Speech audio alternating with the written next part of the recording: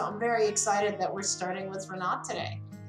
Yeah, when we talk about rock stars, heavy hitters, people who are well respected and just continue to define carditude and excellence, boy, Renat's at the top of the list. So let's get her in here. There she is, Renat.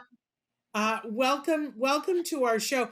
I think Renat was so worried that we were going to ask her, I don't know, questions like she was sitting for the boards again.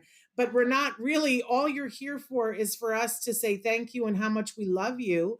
And I want to say on behalf of all the families that you have helped at CARD and all of the wonderful people that you have trained to go in to be with those families, thank you so much. Your work has meant so much and continues.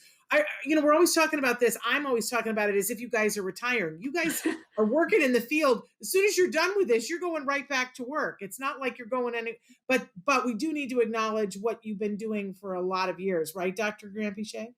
Absolutely, that's right. And of course, I want Renat to tell us sort of her journey and in ABA. And so start from the very beginning. And if I'm not wrong, when would it be? It would be like 94, 5? Am I right? Five. 95. 95. My journey started like you said, UCI, a flyer for a family looking to do 40 hours intensive ABA for 2-year-olds. And I went and I saw Kathy Thompson run a session and I was sold for life. Like it just sealed what I was going to be doing. And then training and working on families, it just kind of snowballs to more families in that area. This was, years before BCBAs and years before all these other things that we now take for granted as part of being a behavior analyst. I remember in one CalABA meeting, Doreen said, "Hey guys, we got to look at this BCBA stuff. It's going to come up in a couple of years." And sure enough, a couple of years later, this whole world erupted into all kinds of new things. And just continued. I mean, it started with a few families and it expanded. And then I think I got one of my first kids ever was pretty non-vocal. And I was just determined to figure out his world and his language and build those bridges. And I think that's just never stopped. I love those challenges of how do I meld our worlds, because those kids are smart and they have a lot to say and we got to meet in the middle. That's so well said. So well said, honestly. And I think it's interesting, Renat, because for Shannon and I, it's we've had it just turned out this month we're doing this with you guys, and we're also interviewing a lot of BTs and like first or second year BCBAs who are kind of nominated by others, the stars.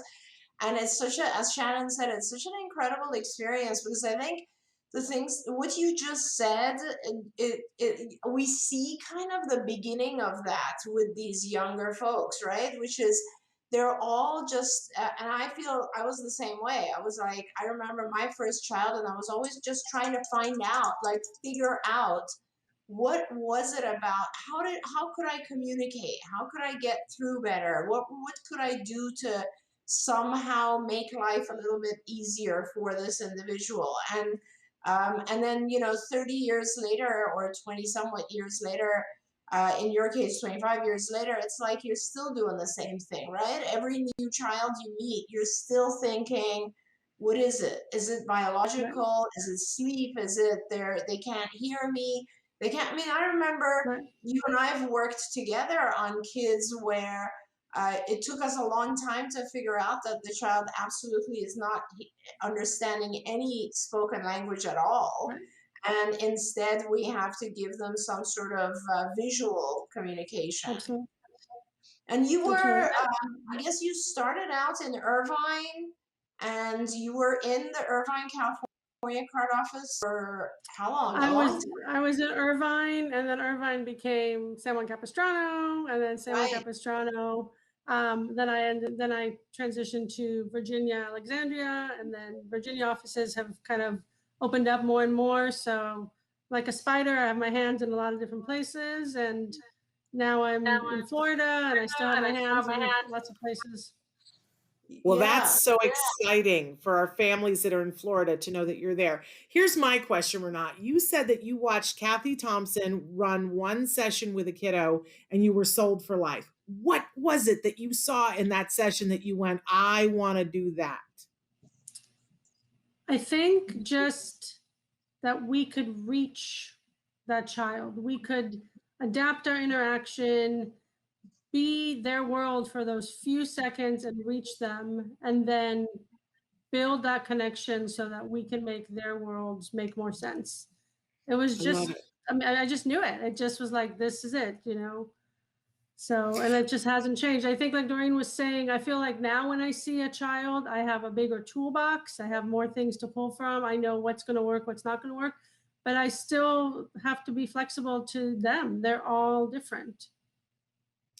Well, you know, we talk all the time on Autism Live about ABA and the difference between ABA and really good quality ABA. And I hope people who aren't sure what the difference is hear this today, because what you're describing is one of the hallmarks of good quality ABA, that wanting to communicate with the child, wanting to meet them where they are. Not enough people talk about that. That's what good quality ABA is. And I want to thank you for saying that and for living that and working that, because I personally know how much difference that makes to an individual and to their family. It's a beautiful thing, Dr. Granpeesheh. It truly is. And I want to thank you too, Renat, because honestly, it is so easy these days for providers to be compliant with all the crazy regulations, and not just regulations, but the obstacles, just to kind of, give in to all the obstacles that are placed ahead of us by payers, by states, etc. And you are one who, you've always done what's right for the child and the family, and you've always fought for them.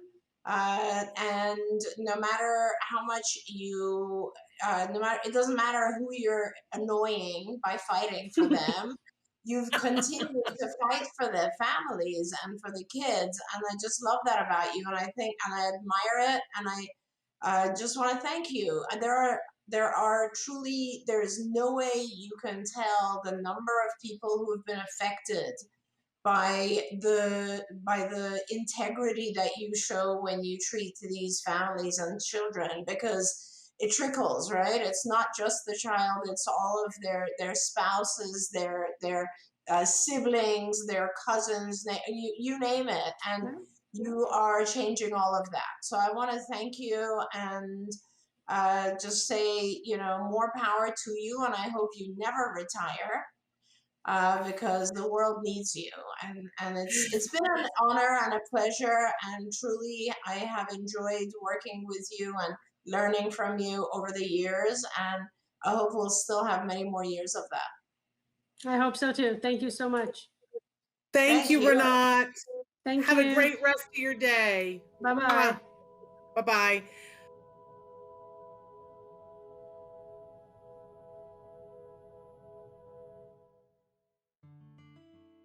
Thanks for watching Autism Live. If you found anything helpful in this video, please give us a like. In fact, make sure that you smash that subscribe button on YouTube and give us a like on Facebook. You can also follow us on Twitter and Instagram for important updates. And please download our free podcast wherever you get your podcasts. See you next time. Until then, give your kiddos a hug from me and one for you too. Bye-bye for now.